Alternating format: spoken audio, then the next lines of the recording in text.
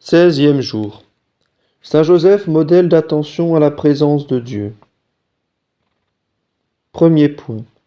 Présence de Dieu. Saint Joseph avait un sentiment très vif et très habituel de la présence de Dieu. Il suffit pour s'en convaincre de penser qu'il a été fréquemment favorisé des communications les plus intimes avec Dieu, qu'il fut initié d'une manière spéciale au mystère de l'incarnation et de la rédemption, qu'il eut le privilège de converser souvent avec les anges, qu'il avait sur Dieu, sur sa providence et sa présence des témoignages si nombreux et si forts que son esprit et son cœur devaient être constamment occupés. Ses travaux ne pouvaient le distraire, et il courbait son corps sans assujettir son âme. Il voyait, il adorait, il bénissait Dieu en toutes choses et en tout temps. Durant ces longs et pénibles voyages, au milieu de ses durs labeurs, il ne perdait jamais de vue sa sainte présence, afin de connaître et de suivre en toutes choses les inspirations de sa grâce et d'accomplir saintement les desseins de la divine providence. Nous pouvons donc bien appliquer au chef de la Sainte Famille les paroles de la Genèse dites du premier Joseph. Le Seigneur était avec lui et dirigeait toutes ses actions. Considérez, âme chrétienne, que le sentiment de la présence de Dieu a toujours été comme le pivot de la perfection dans tous les états, dans toutes les conditions de la vie. Marchez en ma présence, disait le Seigneur à Abraham, et vous serez parfait. Oh, c'est que cette pensée.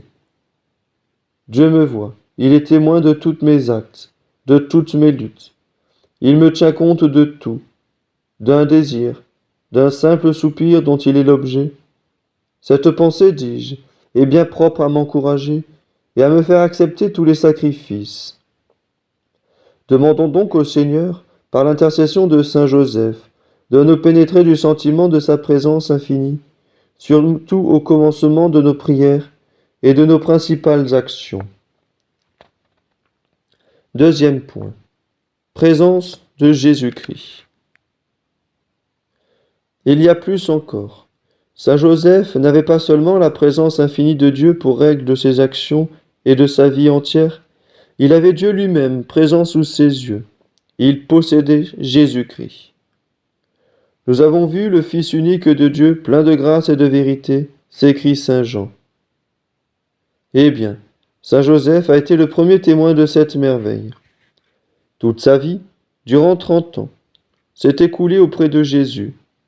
Il vivait avec lui, sous un même toit. Il partageait le même repas. Il le contemplait au travail, à la prière, dans l'obéissance et le sacrifice. Il recueillait ses leçons, il s'édifiait de ses exemples. En un mot, il était toujours uni à Jésus. Le sommeil ne faisait pas même cesser cette union si douce à son âme, car, dit un pieux auteur, si ses yeux se fermaient, sa mémoire veillait, et si la présence corporelle du Sauveur lui était dérobée pour quelques instants, son image fidèle ne cessait d'être présente au regard de son esprit et de son cœur. À ce spectacle adorable et continuel, notre saint patron avançait rapidement dans les perfections divines, et s'élevant au-dessus de toute sainteté créée, il devenait, après Jésus et Marie, l'astre le plus brillant du paradis.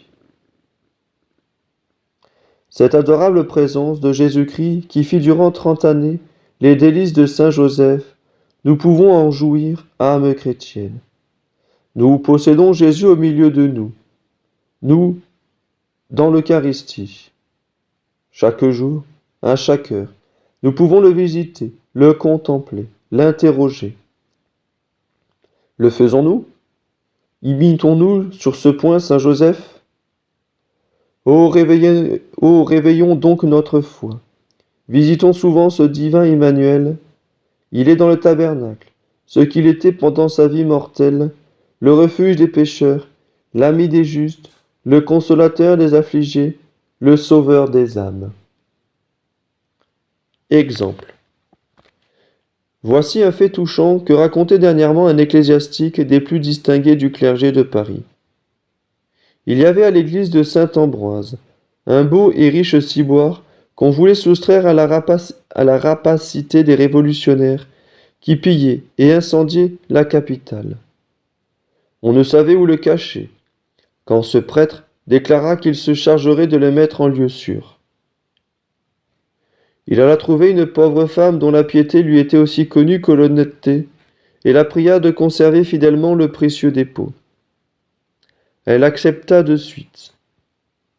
Le prêtre lui recommanda seulement de ne pas en parler à son fils encore enfant, dont on pouvait craindre l'indiscrétion. Lorsque l'insurrection fut domptée, le prêtre se rendit chez la dépositaire. Monsieur l'abbé, dit-elle, voici le ciboire que vous m'avez confié et que j'ai gardé avec vénération. J'ai bien veillé sur lui chaque jour, et j'espère que sa présence aura porté bonheur à ma maison. Il faut pourtant que je vous avoue que j'ai manqué à une partie de ma promesse.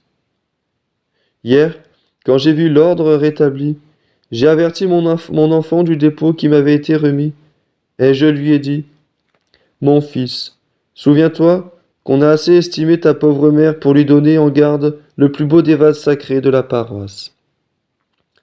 Puisses-tu mériter un jour un pareil honneur. Âme chrétienne, l'Église confie à votre garde un vase sacré 1000 fois plus précieux, puisqu'il contient le corps et le sang de Jésus-Christ.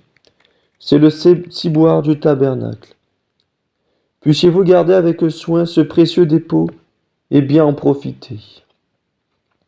Prière. Ô Saint Joseph, je veux désormais vivre comme vous en la présence de mon Dieu, surtout en la présence de mon Sauveur eucharistique. Ce souvenir fixera la légèreté de mon esprit et grandira mon cœur de consolation. Obtenez-moi la grâce, grand Saint, d'être fidèle à ma résolution, ainsi soit-il.